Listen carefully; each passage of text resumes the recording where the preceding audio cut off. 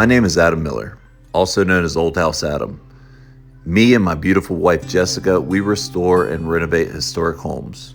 We've been doing this for about 12 years, but a few years back we decided to put our story on the internet and quickly gained over 2 million followers across platforms. And what used to be a hobby and a passion is now a full-time career. And the homes that we target are the ones that are too far gone for most people. They've been deemed tear downs, unrepairable, and just eyesores in the community. And a lot of times they don't have much character left.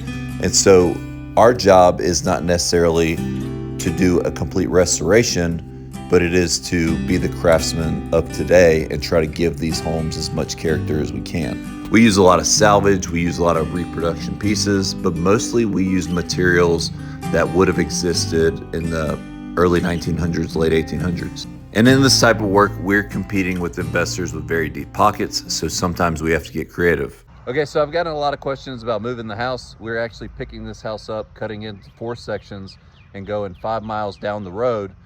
Okay, so this was my best friend's house growing up. It was a 1900 farmhouse. It's set for demolition. The plan is to move it out to the country for my sister-in-law. Here is her reaction to the house. And the rest was history. I then cut the house in half, had my buddy at Elite Structural Movers put on the back of a truck and drive it into the woods where we parked it, and we turned it into her forever home.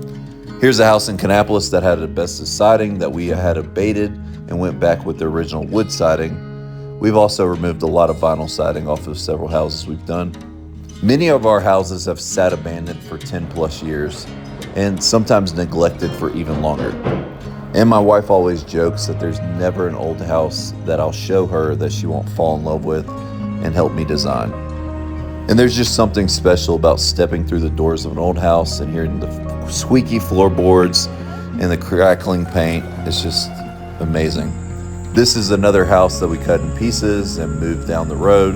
This is one of our current projects, and this thing was a beast. It's over 4,000 square feet, and when we finish it, it'll be around 5,000. And the beautiful thing about this house is the family that built this house actually lived a couple miles from the land that we moved it to. And it just has such beautiful character. And if you think about it, these houses are actually physical witnesses to history. All the stories, all the happenings that have happened, we get to now be a part of it. And I try to use my platform to tell the story of these homes, encourage people to save more homes, and show people what these homes could be if they care about them.